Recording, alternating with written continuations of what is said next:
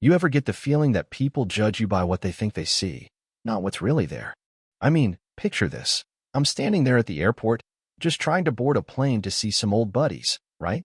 Not asking for a medal or a parade, just hoping for a little understanding, maybe a chance to get settled before the herd comes rushing down the aisle. And this gate agent, Brenda was her name, she looks me up and down, zero hesitation, and says, "Sir, that Purple Heart license plate doesn't mean you get special treatment." The way she looked at my scar, you'd think I got it falling off a bar stool, not crawling through a jungle half a world away. Yeah, that happened. So there I was, 70 years old, with a hip that throbs every time the weather changes, holding my VA card and a boarding pass for the back of the plane, hoping just for the basic courtesy to get on a few minutes early. Not for an upgrade, not for pity, just so I don't slow everybody down or make my hip any worse than it already is.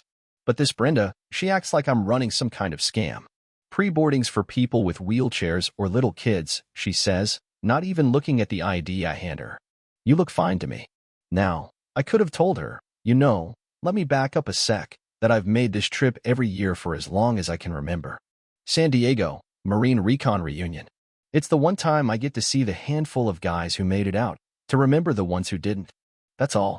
My car's out there with the Purple Heart plates, not because I want people to bow and scrape, but because it's a quiet reminder for me, mostly of where I've been and what I lost.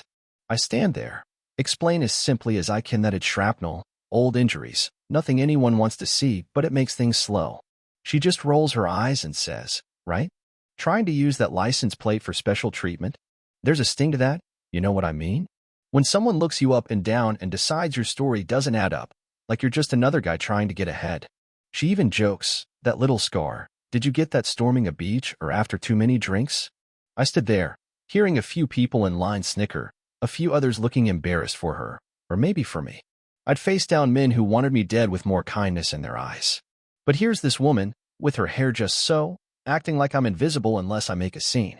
I tried to keep it together. Told her, quiet as I could, "You have no right to question my service. I'm asking in line with your policy, that's all." But she just crossed her arms and said, "My discretion says you wait in zone 4. No arguing, no appeal, just like that. And for a second, I really thought about walking out, skipping the flight, just calling it a loss. My hip was killing me, my pride even more. But then I thought about my old buddies, some who'd never come home, some who still wake up sweating in the night, and decided I wasn't going to let this be the story I took to that reunion. So, I found a seat, pulled out my phone, and sent a note through the airline's veteran feedback line. I figured, maybe it goes nowhere, but at least I'll know I spoke up. Didn't write a rant, just the facts, the agent's name, my flight, what happened. Then I sat, feeling every bit of my 70 years, watching other people get waved through, hearing Brenda's voice cut through the gate like a cold wind. 5 minutes pass. They start calling the first zones. And then, out of nowhere, the cockpit door opens, not for another boarding announcement, but for someone to come out. Captain Eva Rostova. You know that type? Someone who stands just a little straighter than everyone else, whose eyes see more than they let on. She scans the crowd, spots me, and walks over. Brenda, suddenly all stiff and nervous, freezes mid-sentence. The captain stops in front of me. "Sergeant Frank Miller," she says, loud enough for everyone to hear. I nod, a little surprised. "Yes, ma'am." And then, I kid you not, she snaps off the kind of salute you don't see outside of a funeral. The whole gate goes quiet. "Sergeant Miller," she says, her voice clear and steady, "it's come to my attention you were treated with disrespect by this airline. That is not how we honor our nation's heroes." I stood, not sure what to do, and saluted back. And suddenly every eye in that room is on us, and none of them are looking at Brenda anymore. Captain Rostova keeps going. "It also came to my attention you were denied the seating consideration you deserve. As captain, I have full authority. My first-class seat, 1A, is yours. My first officer will fly this leg. It's the least we can do." You could hear the gasp ripple through the gate, a captain giving up her own seat. Brenda looked like she wanted to melt into the floor. But the captain wasn't done. She turns to Brenda, voice all steel now. "Gate agent, you will transfer Sergeant Miller's luggage to first class, process his new boarding pass, and then report to the station manager's office. I'll be filing a full report on this incident." Brenda just stared, completely undone, barely able to type. The captain offers me her arm. "If you'd allow me, Sergeant, I'd be honored to escort you onto the aircraft." So that's how I ended up walking down the jet bridge, an old Marine, leaning on the arm of an Air Force vet turned captain, past a gate full of stunned passengers, past a gate agent who finally saw what real authority looked like. The flight attendant in first class greets me by name, helps me to the nicest seat I've ever had, and everyone around me is suddenly a lot more polite. Captain Rostova came by before takeoff, apologized again, told me her father was a Marine and that honoring service was personal for her. By the time I landed in San Diego, the airline had already suspended Brenda, announced new training for staff, and even made a donation to the Wounded Warrior Project.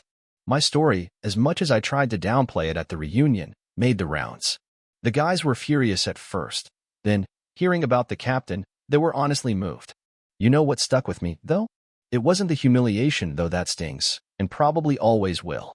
It was that a single person, in the right place, with the right sense of what's right, could turn an entire situation around. Captain Rostova didn't have to give up her seat, didn't have to say a word. But she did, and she did it in front of everyone.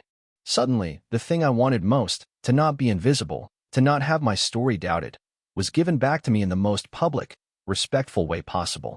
So yeah, maybe there's a lesson there. Leadership isn't about a title or a fancy uniform, and respect can't be faked. Sometimes, it's one person doing the right thing when nobody expects it.